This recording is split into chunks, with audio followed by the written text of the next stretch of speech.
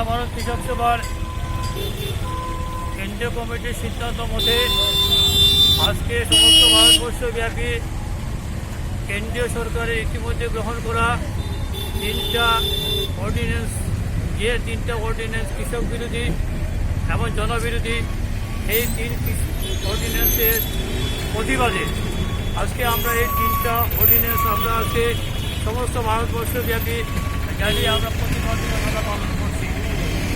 আপনারা জানেন যে আমাদের দেশে 1955 ইংরেজিতে অত্যাবশ্যকীয় পণ্য আইন যেটা ছিল, আমরা লক্ষ্য করেছি অটল বিহারী বাজপেয়ীর আমলে এই আইনের মধ্যে যারা কালোবাজারি করত জিনিস মজুদ রেখে তাদের বিরুদ্ধে জামিন অযোগ্য গ্রেপ্তারি পরোয়ানা ছিল এবং পুলিশ তাদেরকে গ্রেপ্তার করে জেলে পাঠিয়ে দিত।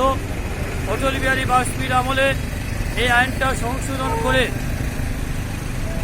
এই নন বেলেবল যে আইন সেটাকে বেলেবল করা হয়েছিল, জরিমানার পরিমাণ কমিয়ে দেওয়া হয়েছিল এবং আমরা ইতিমধ্যে আমরা লক্ষ্য করেছি বর্তমানে কেন্দ্রের এনডিএ গভর্নমেন্ট, নরেন্দ্র মোদীর নেতৃত্বে গভর্নমেন্ট, এই সরকার গত 3 জুন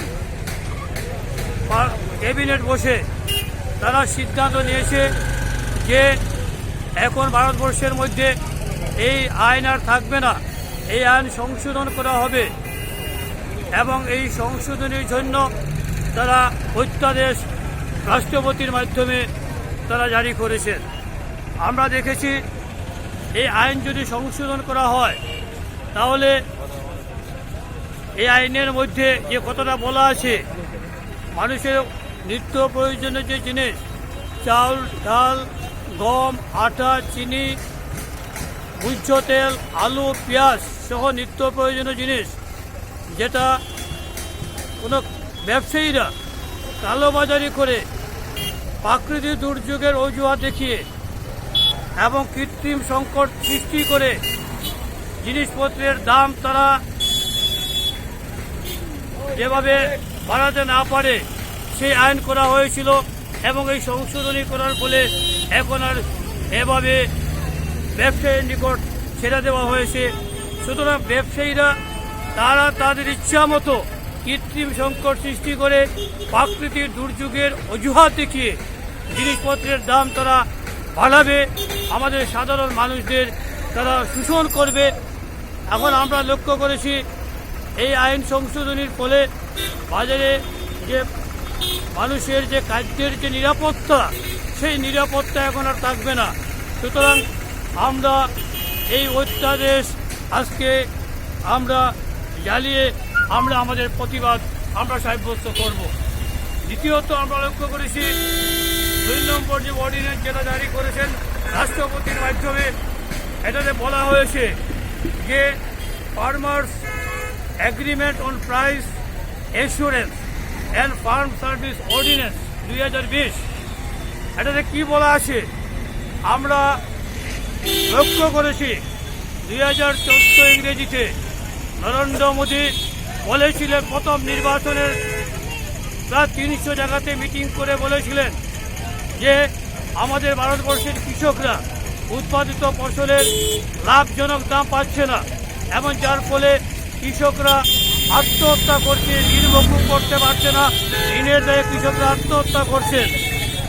এবং কেন কৃষকরা আত্মহত্যা করছেন সেটা অনুধাবন করবার জন্য ডাক্তার স্বামীনাথনের মাধ্যমে ইউপিএর আমলে একটা কমিশন তৈরি করা হয়েছিল। এই ডাক্তার স্বামীনাথন এই যে নেতৃত্বে যে কমিশন, সেই কমিশন সুপারিশ করেছিলেন যে কৃষক যে ফসল ফলায় সেই ফসলের যে খরচ, সেই খরচের সঙ্গে আরও 1.5 গুণ দাম দিয়ে ন্যূনতম একটা প্রাইস মূল্য যেটা দাম সেই নির্ধারণ করে যদি দেওয়া হয় তাহলে কৃষকরা আত্মহত্যা থেকে বাঁচবে। নরেন্দ্র মোদী বলেছিলেন প্রায় 300টি জায়গাতে সভা করে যে যদি বিজেপি ক্ষমতায় যায় তাহলে তারা এই কাজটা অগ্রাধিকার ভিত্তিতে করবেন।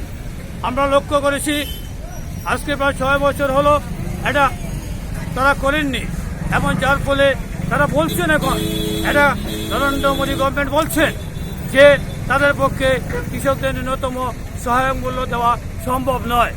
এবং এই যে অর্ডিন্যান্স, এই অর্ডিন্যান্সের মাধ্যমে বলা হয়েছে যে বড় বড় ব্যবসায়ী যারা আছে, যারা ক্যাপিটালি পুঁজিপতি যারা আছে, তারা বাজারে কৃষকের কাছ থেকে জিনিস কিনে নেবে এবং তারা দর নির্ধারণ করবে। কৃষক উৎপাদন যে করবে সেই কৃষককে তাদের সঙ্গে এগ্রিমেন্ট করতে হবে এবং এই এগ্রিমেন্টের ভিত্তিতে প্রাইস মূল্য তারা ঠিক করবে, অর্থাৎ বাজারটা তারা কন্ট্রোল করবে। এই কৃষি বাজারটা তারা কন্ট্রোল করবে এবং বাজারে যে কৃষকরা যে দাম যেটা নির্ধারণ করবে ব্যবসায়ীরা মানবে না, ব্যবসায়ীর কথা মতো তারা দাম ঠিক করবে এবং যার ফলে কৃষকরা উপযুক্ত দাম পাবে না। এবং ডাক্তার স্বামীনাথন কমিশনের যে সুপারিশ, এই অর্ডিন্যান্সের মাধ্যমে স্বামীনাথন কমিশনের সুপারিশকে ধূলিসাৎ করে দেওয়া হলো। সুতরাং আমরা এই জন্যই এই যে ordinance, farmer agreement on price assurance and farm service ordinance, আমরা সেটাকে আমরা জ্বালিয়ে আমরা আমাদের প্রতিবাদ আমরা সাব্যস্ত করব।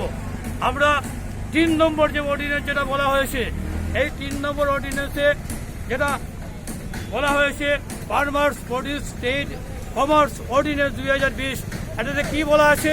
এটাতে বলা আছে যে প্রত্যেকটা আগে আমাদের প্রত্যেকটা রাজ্যের মধ্যে একটা আইন ছিল, যে আইনকে বলা হয় agricultural produce marketing control act. 1960 ইংরেজি থেকে এই আইনটা চালু ছিল, অর্থাৎ কৃষি একটা রাজ্যের মধ্যে কিভাবে কৃষি বাজারটা থাকবে, কে কন্ট্রোল করবে, এটার জন্য একটা কন্ট্রোল কমিশন, একটা বোর্ড ছিল। এই অ্যাক্টের মাধ্যমে এই কন্ট্রোল বোর্ড, তারা কন্ট্রোল কমিটি, তারা এই বাজারটাকে কন্ট্রোল করত। একটা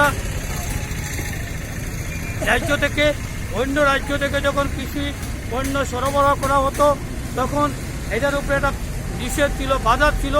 এখন এই অর্ডিন্যান্সের মাধ্যমে বলা হয়েছে এখন আর কোনো বাধা থাকবে না। একটা রাজ্য থেকে কৃষি উৎপাদিত পণ্য অন্য রাজ্যতে যাবে, অবাধে যাবে, ব্যবসা করবে, আভ্যন্তরীণভাবে এই পুঁজিপতিরা ব্যবসায়ীরা তারা ব্যবসা করবে, একটা রাজ্য থেকে অন্য রাজ্যে তারা ব্যবসা করবে, কোনো বাধা নিষেধ থাকবে না। যার ফলে এই কৃষি থেকে যে একটা রাজ্য যেভাবে তার একটা ইনকাম করতো, একটা ট্যাক্স পেত, এখন আর রাজ্য এটা কোনো ট্যাক্স পাবে না। যার ফলে আমরা লক্ষ্য করেছি কৃষি রাজ্যের এখতিয়ারভুক্ত একটা বিষয়।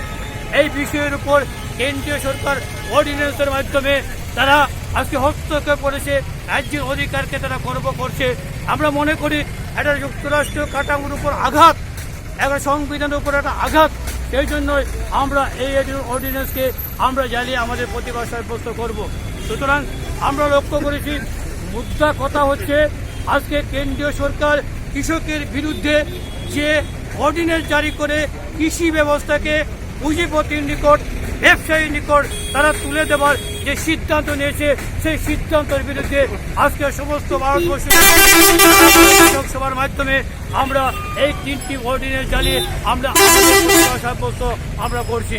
যেহেতু বর্তমানে কোভিডের প্রাদুর্ভাবের ফলে আজকে কোভিডের যে নিয়ম, যে নির্দেশিকা, সেই নির্দেশিকা মেনে আমরা এখানে আমরা আমাদের প্রতিবাদ সাব্যস্ত করছি।